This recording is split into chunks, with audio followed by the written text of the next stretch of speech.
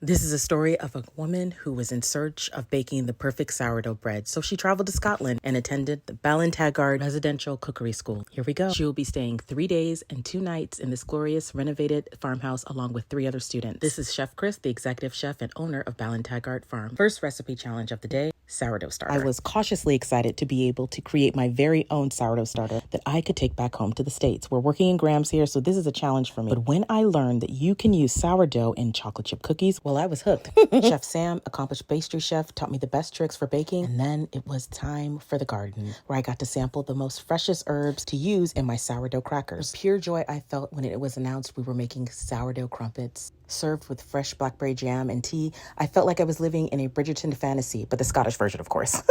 Executive Chef Chris whipped up a delightful choux pastry, and the hour struck 5 somewhere, and it was time for mocktails, in my case. Chief bartender Finley showed me how to make the most delicious, divine strawberry mojito, which I will create back in the States. I was warmly greeted back to class from the scrumptious smell of chocolate chip rye sourdough cookies. Chef Chris carefully piped out the pastry choux, which demonstrated why he's the executive chef. Tried to mimic his technique. It did not go well. And then dinner was served with the most exquisite roasted potatoes with wild garlic, a perfectly grilled pork chop, and seasonal Scottish asparagus. The Scottish Highlands have stolen my heart, and tomorrow, day 2, we make sourdough bread.